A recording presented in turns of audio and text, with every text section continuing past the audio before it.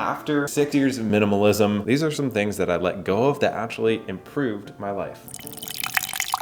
Now, one of the main reasons I got into minimalism was to have more time to travel, to be home with my family. And after a couple of years, I was able to get there. We started traveling a lot more, but I realized that there was one thing that was keeping me from enjoying a lot of my travel. And so that's why I kind of let go of big travel. Whether we're going somewhere for a month or I'm going somewhere for a weekend, I always bring nothing but one backpack. As a minimalist, I'm always like trying to get rid of stresses in my life, and I realized that having an extra bag with me brought way more stresses and like inconveniences than it added to my trip, because we'd have to wait for it at the airport. The one time we had to get lost, and that like totally ruined our trip. And we realized that as long as we bring enough clothes for roughly a week, and I wear pretty much the same thing every day, then we can get by and just carry on just a simple trip where we're enjoying and living our lives. And if we have to stop to wash our clothes once on our trip, that's totally okay. We don't have to pack all the just in case everything under the sun happens. It has honestly made all my travel a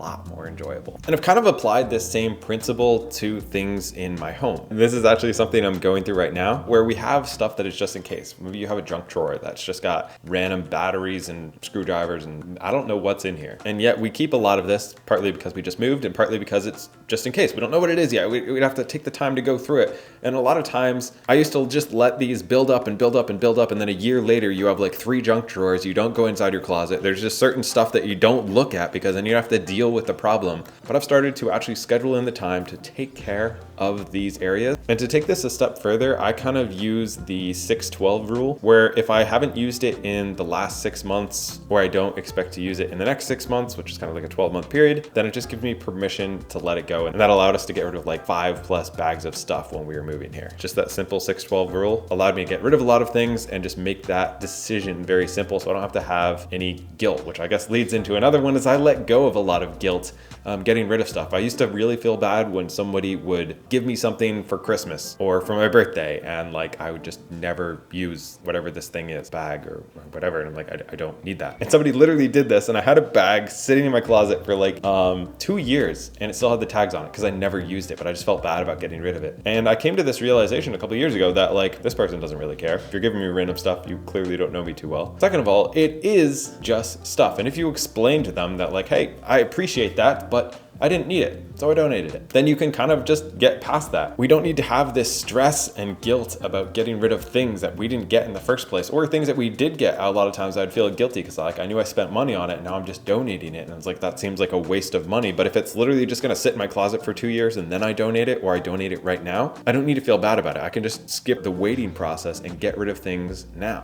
And that gives me so much more like clarity and calm as I walk through my home. I don't have anything that like takes up mental space in my head and anything in my house that I need to actually like hide from. Now, kind of along that vein, I also stopped people pleasing. This was something that I had to learn the hard way. I used to be that when somebody would ask me to do anything, I would say yes. When I looked at my work, when I looked at my clothes, a lot of it was based off what other people would think about me or what would make other people happy. I'm just like kind of naturally try to be a people pleaser, and there's nothing wrong with that to an extent. But when it starts to take over your life and add a lot of stress to your life, that's something where you kind of need to use the principles of minimalism. Was like, first of all, where yes, I do want my life to be about helping others, but not at the expense of stressing myself out or my family out or not having free time to do things that are important to me. So finding that balance and then not feeling guilty about not always being a people pleaser was something that brought a lot of calm to my life. Now, something that I've really been focusing on recently is also stopping trying to chase perfection. I want to show you something. Look at this right here. When I was putting the shelf up, the screw kind of came out of the wall, and I could have like patched it and fixed it. And instead I put up this little bracket right here, and I did it for a reason. A lot of times I have really chased kind of perfection. I want my office to look, clean and perfect. And there's nothing wrong with that. It's actually a good thing. It's also, I think, one of the reasons why I don't have tattoos. Like, I don't feel strongly enough about anything to put it on my body, but also I just wouldn't want it to not look symmetrical and stuff. I don't know. But I actually made the choice to put that bracket on there to remind myself that things don't always have to be perfect. Sometimes it is good enough, and having character and doing things myself, even if they're not the absolute best, it's still okay. So my house doesn't always have to be perfect. I have 2 kids, there's stuff around. When I build something, I'm not a skilled carpenter, but if I made it myself, then I can still be proud of it, even if it's not perfect. When it comes to my work, sometimes 80 or 90% is good enough. It don't have to spend, twice the time to get that last 10%. Sometimes good enough is good enough. And so letting go of perfection has really reduced a lot of stress. Recently, it's something I've really been diving into. That being said, I still use a scale to make my coffee because some things do have to be perfect, but not everything. Gotta turn these lights off. Now also there's the 67% rule. So 67% of people actually watching right now are not subscribed to this channel. I know, isn't that shocking? And it's completely free. The button actually changes color, which is super duper fun. And you get to join us before we hit 1 million subscribers, which will hopefully be somewhat soon. If you want to, and this helps at all, it is a pretty fun goal I have going right now. But anyways, the next one is comparison. Now this is something that actually YouTube taught me, because when I was at about 10,000 subscribers, I used to look at people with the amount of subscribers I have right now and be like, if I ever got there, I would be happy. 500,000 wasn't even something I thought I could get to. 1 million seems crazy. It still does. And I now know that when I get there, I won't be any happier. It's kind of fun, but I'm not building it up at all. But every level I got to, once I hit 100,000 subscribers, once I hit 250,000, once I hit 500,000, once I hit whatever, then I'll have made it. And I don't feel any different. The same thing has come with income. The same thing has come with a house or a car or anything, clothes, whatever you buy, whatever you've done, the travel you go on, anything, you always compare yourself to others and you look on social media,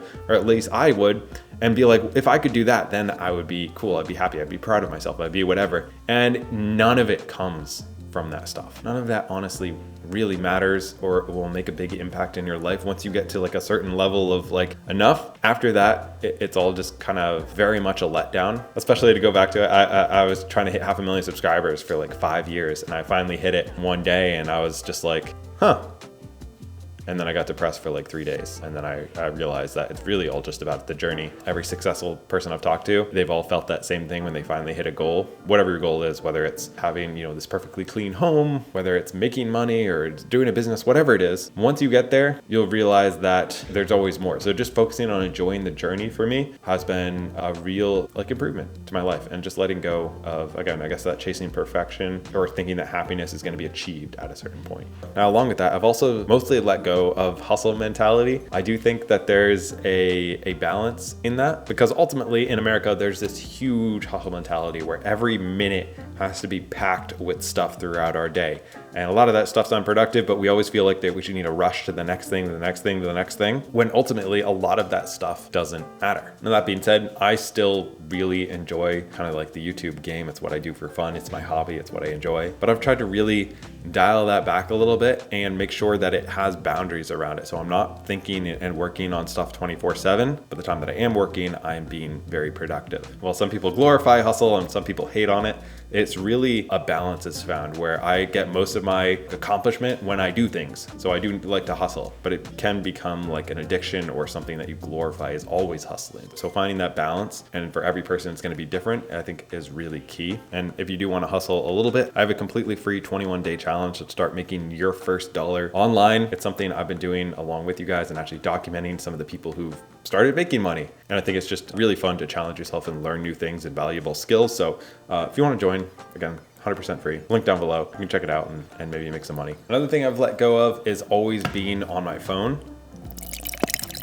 And a few ways I've done this is I've used this app called Get Clear, not a sponsor, but that actually like limits, so I'm only allowed to check Instagram like 3 times a day and stuff like that, which has been really helpful. Meredith's actually been using that for like 3 months now, and she really likes it. I also have this thing that's called a brick where I can like tap my phone and it'll just like block all social media on my phone and stuff. And just doing things like that where I can make a decision once and then get rid of a lot of willpower that I'd have to use otherwise to not be on my phone really makes it a lot more efficient. I spend a lot less time on there, and in turn have a lot more mental clarity and like free time to do other things like, make more money, get my house cleaner, spend more time with my family, whatever it is. So those have been really helpful. Now this next one's taken a bit, but this need to be right. If you talk to people on either side of politics here, there is like a 0% chance that you would ever change their mind about anything that they believe. The only way that they would change their mind is if they came across something themselves. And I have tried to really, really be open to the fact that I could be wrong, because I'm wrong a lot. I'm an idiot. I literally know like 0.1% of like stuff that's out there in general. Like I know a lot about like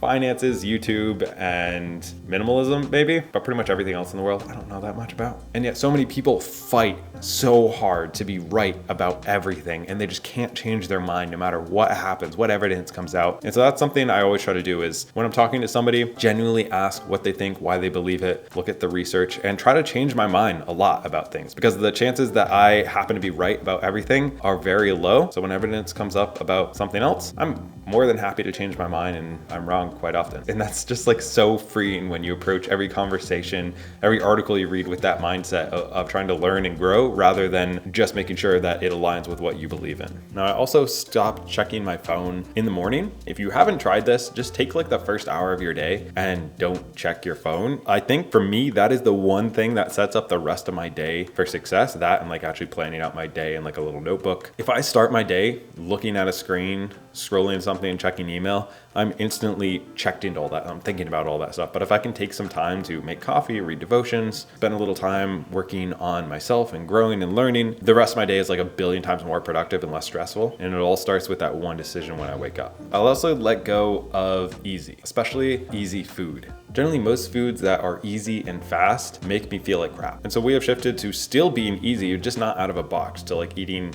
whole healthy foods, a lot of fruits, a lot of meat from a farm that I can literally like see down the road, and just really eating to make myself feel better, and kind of letting go of junk food, of soda, of most sugar. All of that type of stuff has made me feel better every day, have more mental clarity, my skin's gotten better, I've lost weight. It's like great. And while it does seem like you're letting go of something, when you go back to it after like a couple of months, I try to drink a soda now or like eat a candy bar, and I just like, I can't. I physically, it's disgusting to me now. And I'm not just saying that, like it's literally like, if you haven't had sugar for like a couple months and then you try having sugar, you're like, ugh, I used to eat this, and I literally feel better all the time. Now I've also let go of clothing choices. I pretty much have one pair of pants and one shirt that I wear every single day, or some very close variations of that. And now I never have to make that decision again for the rest of my life. Also let go of multi-goals. Right now, I really just try to do 1 to 2 intentional goals per season, which for me is like 12 weeks. And just really focus on those instead of trying to do everything at once. I feel like